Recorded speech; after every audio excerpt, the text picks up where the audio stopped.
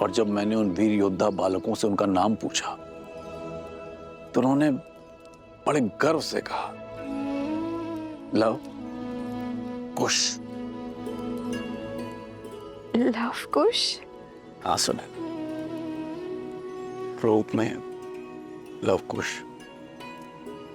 किंतु स्वरूप में जैसे स्वयं साक्षात श्री राम सामने खड़े,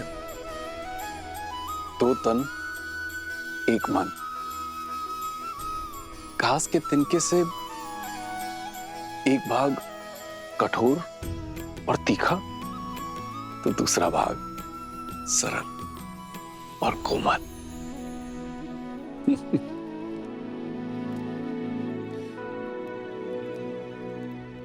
जानता हूं इस कथा को सुनकर तुम अत्यंत व्याकुल हो रही है, किंतु बताना भी आवश्यक है, क्योंकि उन वीर बालकों को देखकर मुझे अयोध्या के राजकुमारों का स्मरण आया। और मुख, क्या उनके मुख पर आपको सीता के मुख की आभा नहीं दिखी? और उसके माथे की रेखाएं भी नहीं दिखी आपको? मैं उनकी माता से मिला, किंतु वो सीता नहीं थी।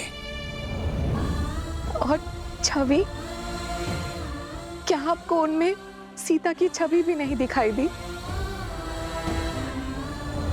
40 वर्षों से मैंने अपनी पुत्री सीता का मुख भी नहीं देखा। अब तो उसकी स्मृति भी विस्मृत होने लगी है। आप विश्राम कीजिए, आप अस्वस्थ क्या कर रही हैं आप ले चलिए मुझे, मैं क्षण भर में अपनी सीता को पहचान लूंगी। आप ले चलिए मुझे, ले चलिए। तो क्या सीता का पिता इतना अभागा है कि उसकी पुत्री सीता सामने होती है और वो पहचान भी नहीं पाता? मैं वन देवी से मिला हूं। आप कहीं नहीं जाएंगे, आप विश्राम कीजिए, आप अस्वस्थ हैं। अस्वस्थ हूँ? जब से मेरी पुत्री चली गई है, मैं क्षण भर में उसे पहचान लेती।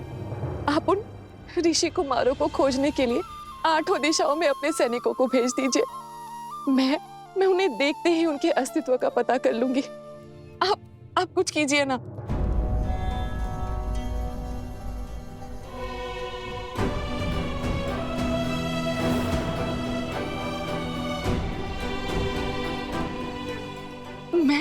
मैं खोजूंगी अपनी सीता को। हमें कहीं जाने की आवश्यकता नहीं पड़ेगी। मैं उन दोनों धनुर्धरों को यहाँ मिथिला लाने का प्रबंध करता हूँ।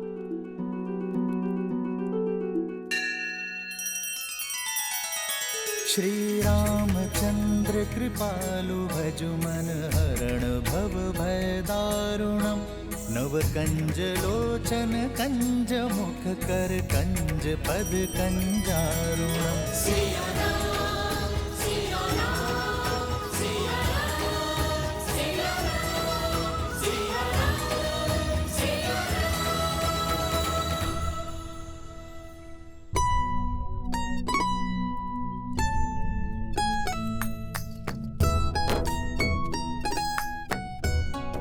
लव भैया, अभी तो स्वच्छ किया था, फिर से इस तनीर को लेकर क्यों बैठ गए?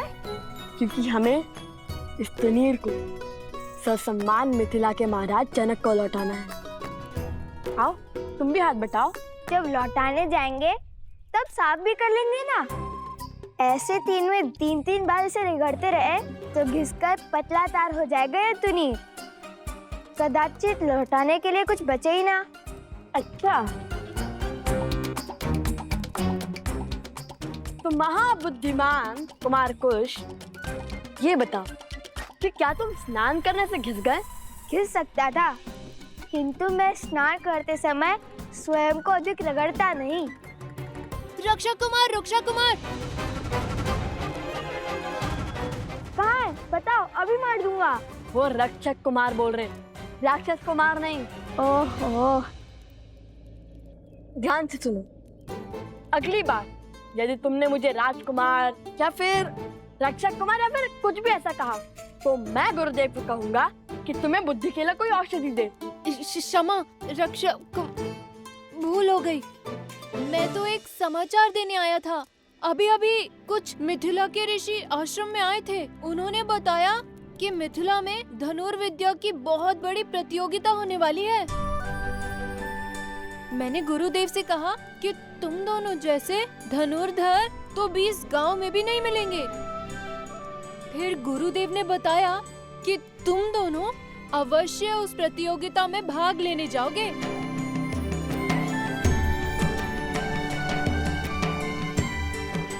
अब केवल भगवान वाल्मीकि की आज्ञा शेष है। लो, महाराज जनक को चुन्नी लौटाने का अवसर मिल गया। हम मिथिला जाएंगे भैया। अवश्य जाएंगे। तो रुक क्यों गए? चुन्नी स्वच्छ करते हैं, अन्यथा मिथिला नरेश कहेंगे कि भेंट को सम्मान से नहीं रख पाए हम। हाँ अवश्य।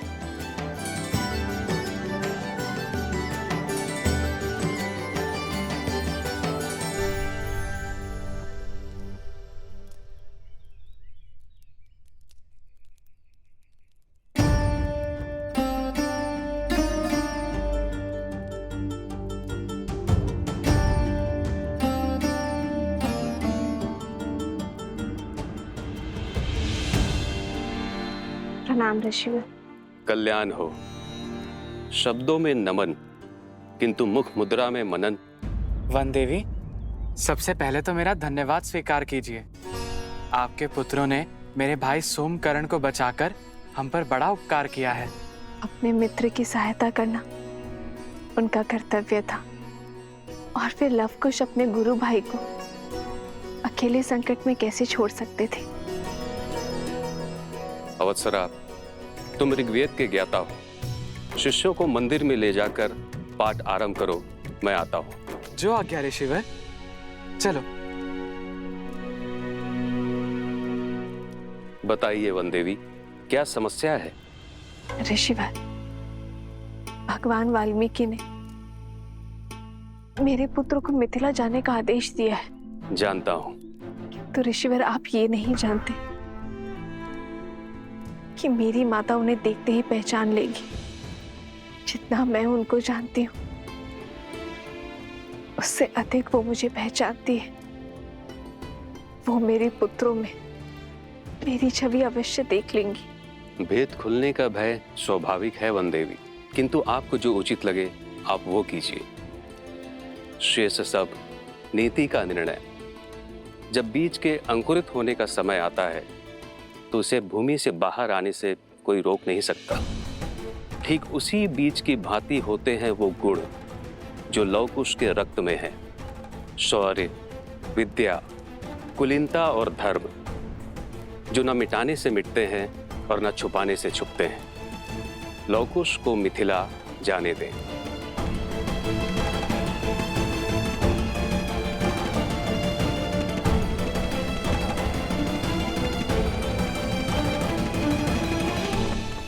मिथिला स्वयं जाना आवश्यक है प्रभु। केवल निमंत्रण ही तो है, कोई भी जा सकता है। नहीं आर्यसुमन, मिथिला जाने का कारण केवल निमंत्रण नहीं है।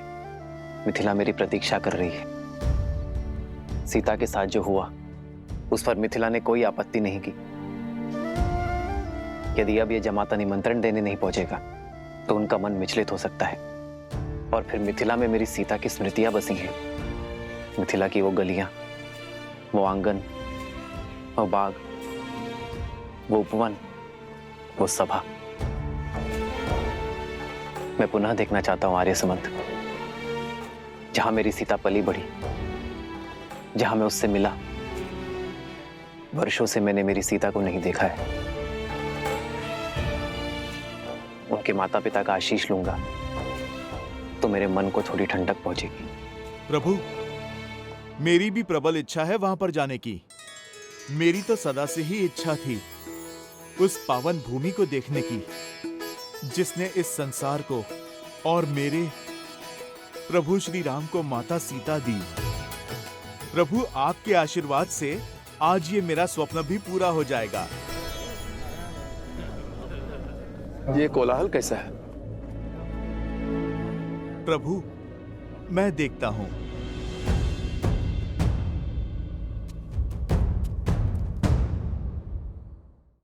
हरिओम ऐप के माध्यम से कीजिए वृंदावन में स्थित बांके बिहारी मंदिर के वीआईपी दर्शन बिना लंबी कतार और पंडित जी के मार्गदर्शन में, जहां श्याम वर्णीय राधा कृष्ण का मिला जुला स्वरूप विराजित है। ऐसे बांके बिहारी के मनोहारी दर्शन कर पुण्य कमाएं। अभी डाउनलोड करें हरिओम ऐप।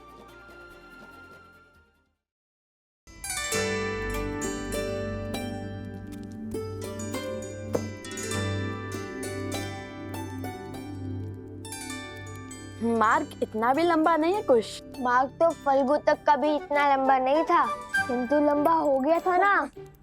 कई सोमकर्ण पुनः लुप्त हो गया तो जैसे अपने मकरासुर के युद्ध में जो सीखा, उसका उपयोग रक्त केतु के जाल से बचने के लिए किया। वैसे मैंने भी सीखा है, ढेर सारे भोजन साथ लेकर चलना।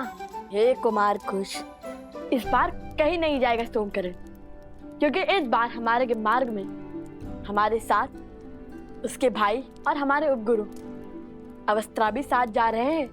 और भला बड़े भाई के होते हुए छोटे भाई को कुछ हो सकता है क्या?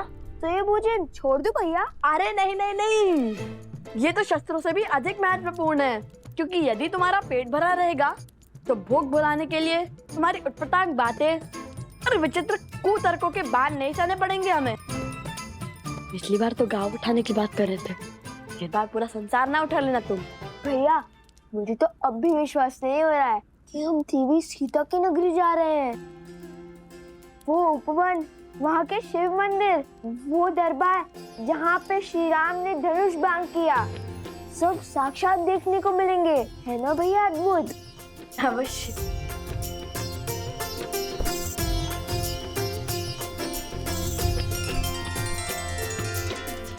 जो आपका कार्य है आप वो कीजिए और नीति को अपना कार्य करने दें।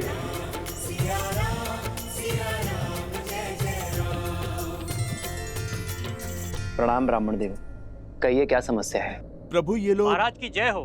मैं मत्स्य राज्य से आया हूँ, आपके लिए मत्स्य राज की राजकुमारी का विवाह का प्रस्ताव लेकर। ये देखिए महाराज, उर्वशी और रंभा से भी अधिक सुंदर है हमारी राजकुमारी। महाराज, त्रिशानु की ओर से छोटी सी भेंट।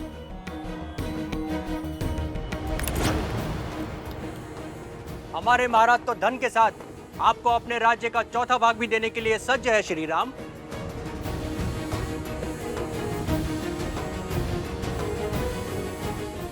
आप सबका प्रस्ताव भले ही उचित हो, किंतु उसे देने का उपक्रम अनुचित भी है और अनीतिपूर्ण भी। विवाह कोई व्यवसाय नहीं है जिसका आधार केवल संपत्ति का लेन देन हो। ये मेरा आपसे अनुरोध है कि अपनी राजकुमारियों का अपमान ना करें।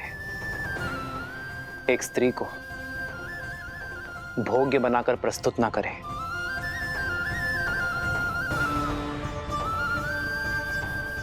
अपना वर चुनने का अधिकार केवल स्त्री का होता है। अपनी राजकुमारियों का स्वयंवर आयोजित कीजिए। यदि मेरे विवाह की इच्छा होगी तो मैं स्वयंवर में भाग लेने अवश्य आऊंगा। धन्य है आप श्री राम, आपके शब्दों ने हमें हमारी भूल का आभास करवाया। आपके आदेश का पालन अवश्य होगा। धन्यवाद। आप सब बड़ी दूर से आए हैं, कुछ दिनों के लिए अयोध्या में विश्राम आदि करके ही लौटिएगा। आज्ञा दे।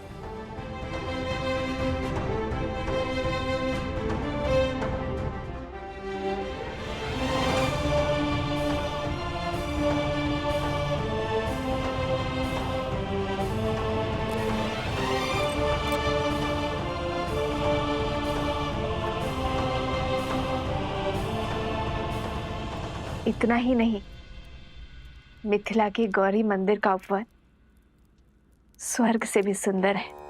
रंग बिरंगे पुष्प, सरोवर मंत्र मुग्ध कर देंगे तुम्हें। माता, ऐसा लगता है जैसे आप मिथिला और महारानी सीता के दर्शन कर चुकी हैं।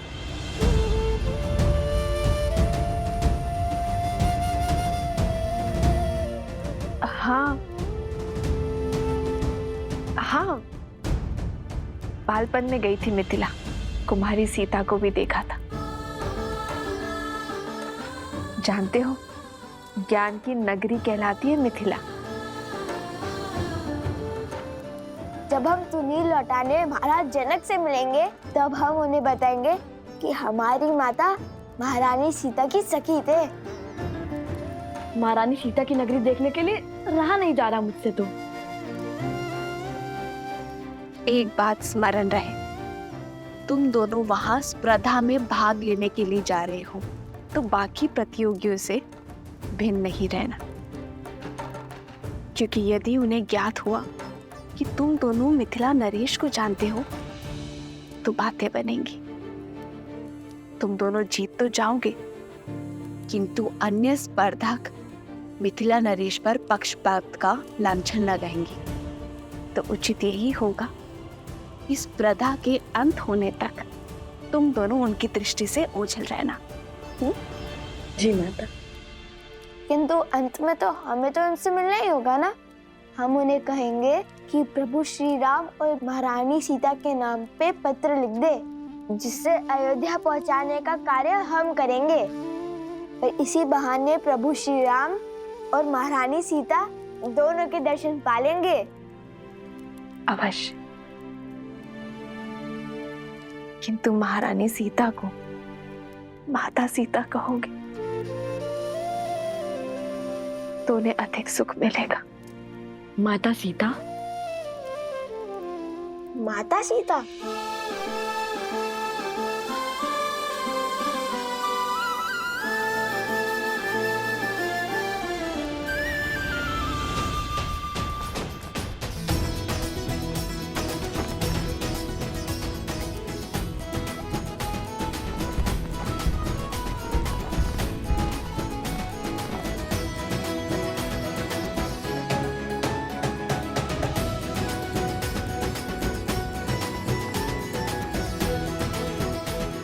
ठीक है भैया, कितना भव्य आयोजन लगता है। कहाँ से लोग इस प्रतियोगिता में भाग लेने आ रहे हैं। माता ने जैसे बताया था बिल्कुल वैसा ही है मिथिला का प्रवेश द्वार।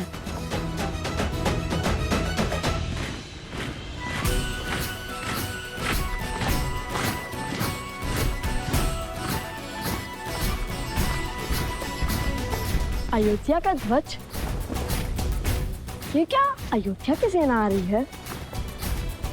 सेना नहीं, ये महाराज के रक्षक हैं। ये तो अयोध्या की सेना की केवल एक टुकड़ी है। अर्थात? वो देखो, महाराज का रथ, उनका छत्र।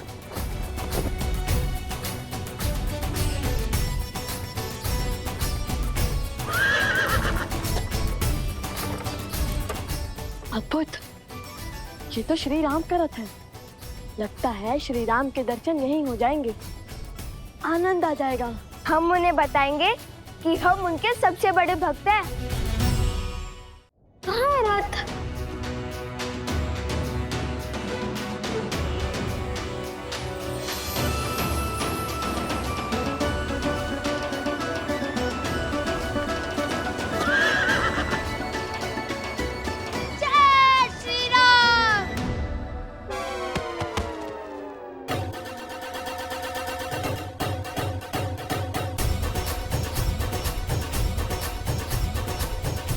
शीघ्र चलिए भैया, लगता है श्री राम के दर्शन हो ही जाएंगे।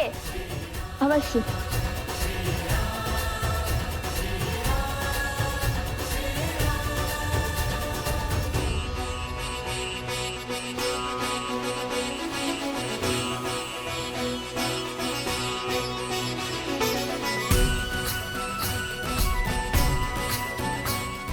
राजगुरु सतानंद जी, ये मैं क्या सुन रहा हूं?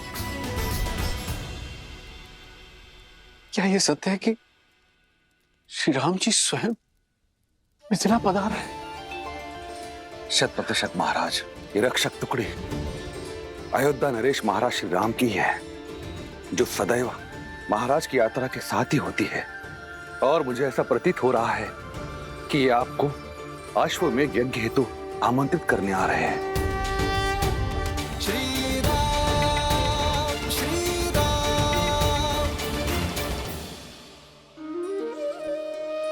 तब तो ये संकेत और समाचार दोनों अत्यंत शुभ हैं। कदाचित आज यहाँ वो होने जा रहा है जो कभी किसी ने नहीं सोचा होगा। राधा कुशाध्वज अयोध्या नरेश के विशेष स्वागत का प्रबंध किया जाए और कोई ये ना भूले कि वो हमारे जमाता भी हैं। क्षमा महाराज, किंतु मिथिला की राजकुमारी आपकी पुत्री का त्याग करने वाले का कैसा स्वागत सत्कार।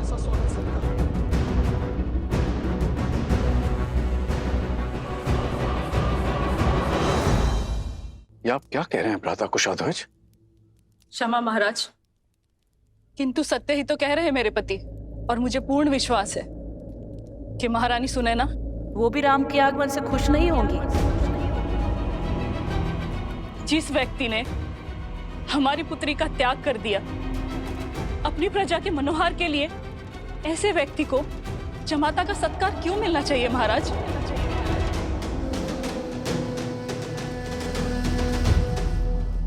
उचित कह रही हैं देवी चंद्रभागा। महाराज अयोध्यापति को किसी विशेष स्वागत का अधिकार नहीं है।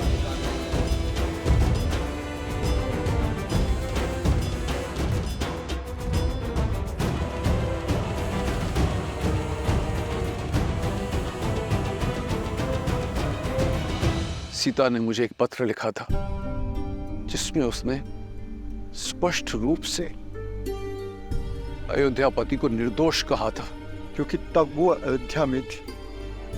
उस पत्र का कोई मूल नहीं महाराज। मूल है तो हमारे दुख का, जो सीता के विरह के कारण हमें मिला।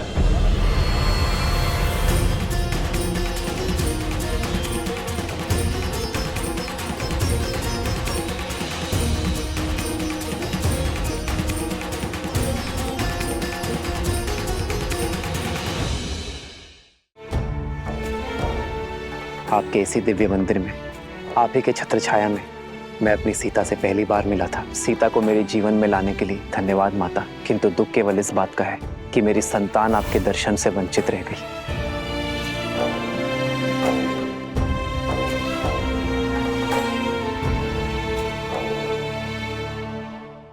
यदि आप मां काली के दर्शन कर अपना कल्याण चाहते हैं तो कीजिए हरिओम ऐप द्वारा कोलकाता के काली घाट में स्थित मां काली के वीआईपी दर्शन। पंडित जी के मार्गदर्शन के साथ बिना लंबी कतार और पाए 10 महाविद्याओं में से एक आदिशक्ति स्वरूप का आशीर्वाद। अभी डाउनलोड करें हरिओम ऐप। श्रीमद् रामायण के सभी एपिसोड्स फ्री देखने के लिए हरिओम ऐप डाउनलोड करें एंड्रॉइड के प्ले स्टोर या iOS के ऐप स्टोर से, या हरिओम यूट्यूब चैनल सब्सक्राइब करें।